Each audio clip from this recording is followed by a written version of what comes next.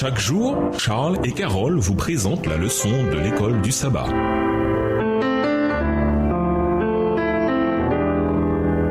Bienvenue à votre émission. Dieu nous parle. Voilà la leçon de vendredi. Pour aller plus loin, les fidèles serviteurs de Dieu ne travaillaient pas seuls, alors que les dominations, les autorités, les princes de ce monde de ténèbres et les esprits méchants dans les lieux célestes se liguaient contre eux. Le Seigneur ne les avait pas oubliés. Si leurs yeux avaient été ouverts, ils auraient vu des preuves manifestes de la présence et du secours de Dieu, comme ce fut le cas pour le prophète Élisée. Quand son serviteur lui montrait les armées ennemies qui les entouraient et rendaient impossible toute tentative de fuite, le prophète, s'adressant à Dieu, avait prié « Éternel, ouvre ses yeux pour qu'il voie ». 2 Rois 6, verset 17. Voici, la montagne était pleine de chevaux et de chars de feu, tout autour d'Élysée, tout comme les cohortes célestes étaient là pour protéger l'homme de Dieu. Ainsi, les anges veillaient sur les ouvriers de la réforme. Quand des ennemis puissants s'unissaient pour renverser la foi réformée, quand des milliers d'épées semblaient prêtes à sortir du fourreau pour la faire disparaître, Luther écrivit « Satan fait éclater sa fureur, des pontifes impies conspirent, et l'on nous menace de la guerre. Exhortez le peuple à combattre vaillamment devant le trône du Seigneur par la foi et par la prière, afin que nos ennemis, vaincus par l'Esprit de Dieu, soient contraints à la paix.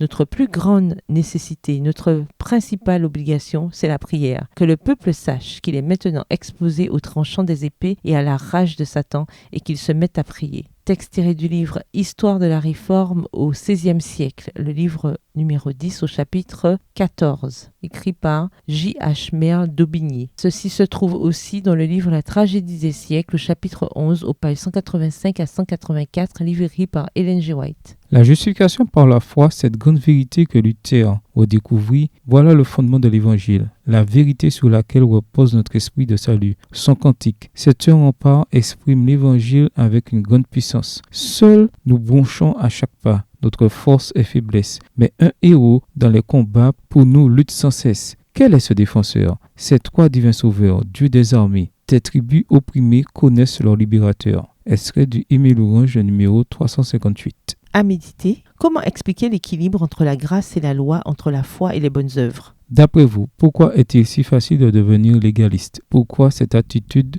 nuit-elle autant à notre foi chrétienne? Y a-t-il des dangers à mal comprendre la notion de salut par la grâce? Jusqu'où peut conduire cette mauvaise compréhension? Que veulent dire certains par grâce à bon marché? La grâce peut-elle être à bon marché? Au revoir. Et à demain si Dieu veut.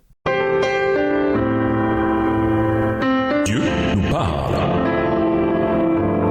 Chaque jour, Charles et Carole vous présentent la leçon de l'école du sabbat.